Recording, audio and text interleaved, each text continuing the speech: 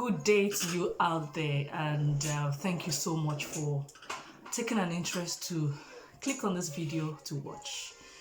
But I would enjoy you to watch till the very end, because it's quite interesting topic we've got here today. And here's my husband, Mr. Adedonia Adeniyi. For those who don't know him, we're going to be chit-chatting, we're going to be conversing. And the topic before us today is there a perfect husband or a perfect wife? We want to read from you in the comment section.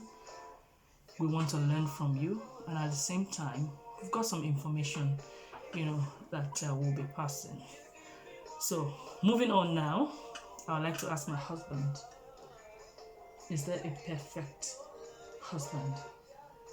And are you perfect? Thank you for the question. But before I answer that question, let me briefly tell us what the word perfect means. Being perfect is having all the required or desirable elements and qualities. In one word, it's just to say complete. My wife, I'm not a perfect man, Okay. but I believe I am perfect for you. Indeed, you're perfect for me. And that's what makes me think that, when a man and a woman come together and they get married, I want to believe that God has made it for them to complement each other. Yeah. So, if you're a married person, your husband or a wife, God has brought your wife into your life to complement you. Because I know that in your strength, I'm probably weak. In my own strength, you might be probably weak. That's why we come together, in marriage to complement each other. So basically, as husband and wife then, people out there should really not see my weakness, because you're there to kind of complement me, to cover my weakness. Yeah. And they must not be able to see your own weakness too, because in marriage, I'm supposed to be there to cover you and to compliment you, that people don't see out there, don't see the weakness, isn't it? Yeah. So you're saying you're perfect for me, but I'm not a perfect man. You're not a perfect man, and that's with what you have said, I believe so that there's no perfect husband, but a husband will be perfect for his wife, and the wife will be perfect for the husband. They might not be perfect as individuals, but they complement themselves. No other person will be my husband now, because you compliment me and I compliment you. Yeah. Thank you so much. Thank you. That's an insight into all of this, isn't it? Yeah. And that's what brings me to ask you again. All right. There's so many people out there, and I've heard and I've read that sometimes a husband feels that the wife is not meeting up their expectation. So what would you advise this husband or wife? And also I would chip in. What would you say? What would you say that a husband feels the wife is not complimenting him or meeting his expectation, and also a wife feels that my husband is not meeting up my expectation, so basically both are not in agreement? What would you say? How would you advise them? Yeah, firstly I would like to say that husbands should understand the fact that wives, they are helpmates. That's right. Helpmates. Helpmates, yeah. So we are there to help you. Yeah. So I am there to help you. Yeah.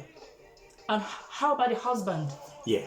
That's why I said a husband has to be reasonable enough to know that a wife is a helpmate. So the expectation shouldn't be that harsh on the wife. It's a gradual process. If you're expecting something from your wife, or you expect your wife to meet some certain expectation from you, That's right. it has to be a gradual thing. Process. it takes time. I understand, It but takes time. we live in this microwave age, my husband. I We know. live in this microwave age that we just want things to be quick. We just don't want to go through the process. Yeah, no. And I mean, would you say that they need to be patient? And Yeah, that was what I said. each other? Yeah, men, husband, they have to be reasonable. They really have to be reasonable. Just the husband should be able to be open to communication. He should communicate more. If you expect something from your wife and the wife is not even meeting up, you communicate. Same goes to the husband, isn't it? Like if a husband is not meeting up the wife's expectation, they should communicate. Both of them should communicate. Yeah, that's where communication comes in. Yeah. Because a lot of marriages are breaking up now because they don't communicate. I mean, when you speak to people maybe who are separated now, or probably maybe they've divorced, or maybe they are in a kind of difficult marriage at the moment, when you hear from them, they tell you that they communicate. So what's the problem then? Because the husband feels he's communicating with the wife, and the wife feels the wife feels she's communicating with the husband. So what's going on there? Do you understand? Because it's so easy for us to say, okay, communicate, sit down and talk with each other. So what happens there? Do you think maybe ego from? Let me put it this way. The husband is the head of the family. Yeah. If something like that happens in a family, I expect the husband to be reasonable, because that word reasonable means a lot. Okay. If a husband is reasonable with his wife, it takes time to understand the wife. Give the wife time to explain, say things, and it is the duty of the husband to digest, to calm, and try and reason with the wife, and reach a conclusion. So exactly what you're trying to say is that in every communication, there must be conclusion. So we must not leave each other hanging. It's not a right thing. So for example, maybe we're communicating about finances. Maybe the other person is not agreeing with us, so we must disagree to agree. If that's the right word. If that is what we solve. So we come whatever it is in our marriage, finances, children, whatever, sexuality and all of that, we must come to an agreement. Isn't it? Communication. Communication is key. Okay. It's So key. I mean, you see some people won't communicate with their spouses. They would rather maybe speak to a third party, and I'm not saying maybe it's not good for a third party, because sometimes it's necessary. I mean, that maybe that person could be like a married counselor or somebody that we trust. Do you understand? So so that brings me to another question. All right, no, that's fine. From my own point of view, all right. I mean, you will ask me a question too. That's fine. I want to ask, how can a husband make life better for the wife? We hear a lot of things these days. We read a lot of things out there. And to be honest, most times, the wives, they're stressed out, They're stressed out, and from generation, even from the time of our mothers, our great-grandmothers, we see that women are, most times they carry the burden, So how would you explain to us or talk to us about how a husband can make life better for the wife? Oh, this is really interesting. It is. It is interesting. I know a lot of husband or men might think, or people around husband might think, oh, if you're doing some other things for your wife, you're not man enough. It is wrong. It is. Because I expect when your wife is in the kitchen preparing what the family is going to eat, I expect the husband to be like, cleaning the dining, making sure there's water there, there's spoon, there's fork and knife. The table is set so the wife will just bring the food. It makes life easy for the wife. If the wife is sweeping or hoovering the house, the husband should be arranging the chairs, the cushion. I mean, with that, there is love. But is that the same in every household? Well, we can't speak for everyone. We cannot. But that's, you asked the question that how can you husband make life easy for? That's right. Yeah, that is it. Because when I remember, I'm not sure if you've gone to the filling station to buy fuel. I don't think so, because I believe I should make life. I don't expect you to go and fill the tank for the car. It's not what I would like you to do. That's what works for our own household. Yeah, I wouldn't like you to do that. Yeah, and it's so different for every household, and that's why we're asking if there's a perfect husband or there's a perfect wife. Yeah, because what works for a family A might not work for family B. Right. So basically, we need to know what works for us. You know, this is a time of social media. You think the grass is greener, on the other side, it's not always the same. No. So basically, we're saying to you to water your own grass. You know, every morning, every day, water your own grass, and that's where we grow, isn't it, my darling? It is. That's where we grow. That's when we are green. Yeah. You know, a wife should be a helpmate to the husband. That's what God created us to be. You know, we get in trouble when we try to be the head, isn't it? No, it's when we not try a to good be thing. the leader, that's when we get into trouble. Allow the husband to be the head. We try, you know, that's when wives get into trouble, and there's this clash of personalities and all of that. Yeah. So, and I will also ask you, I think this will be our final question. Oh, that's fine. And we'll round it off. And to be honest, we want to hear from you. And the last question will be, what are you going to say to couples who are going through difficulties or challenges? It could be unemployment. Maybe the husband does not have a job and it's temporary. It could happen.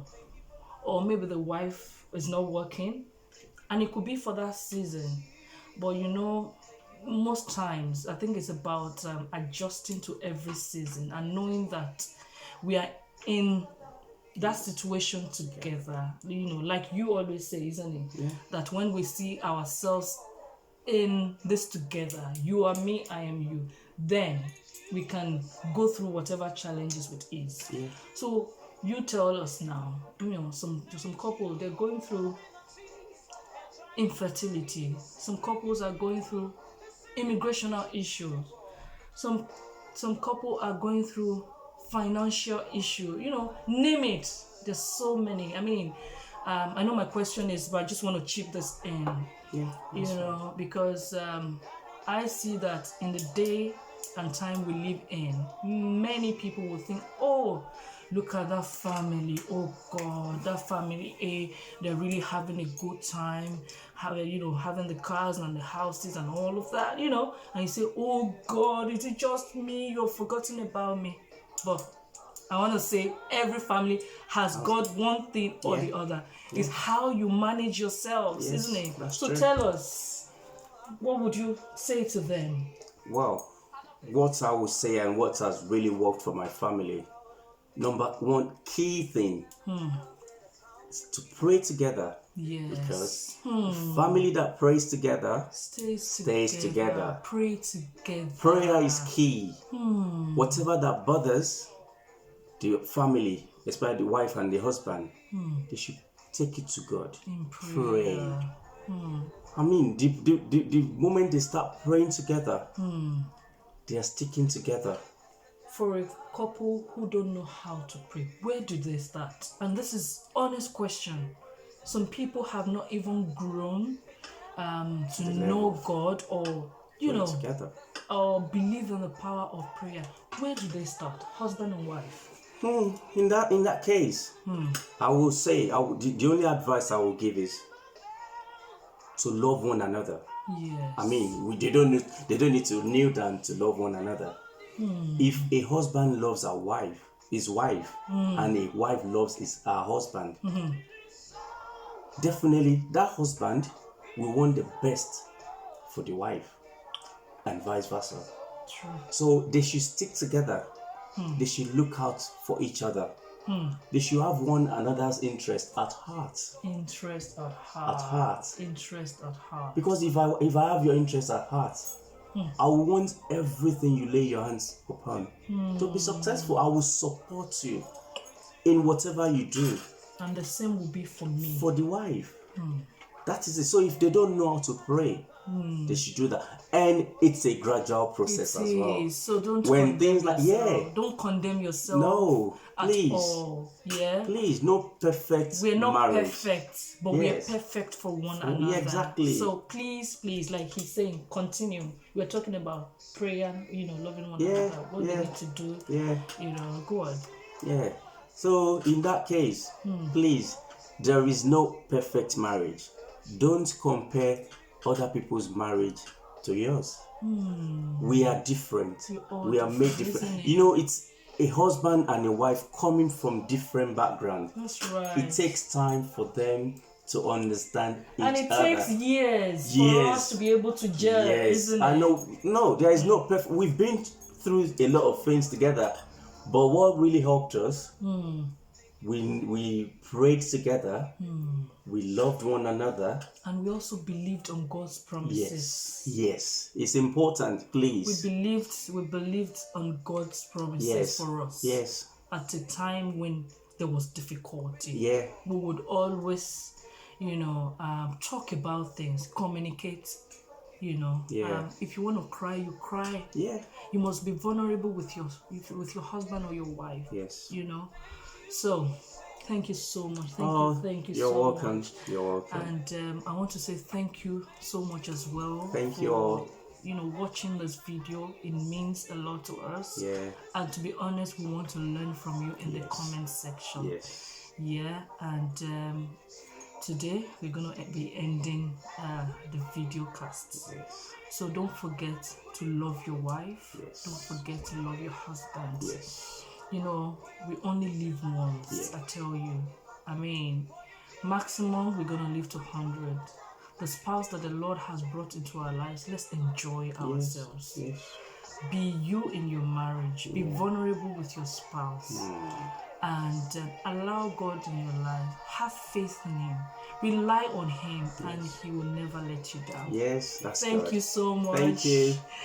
Until next time. Yeah. Say bye.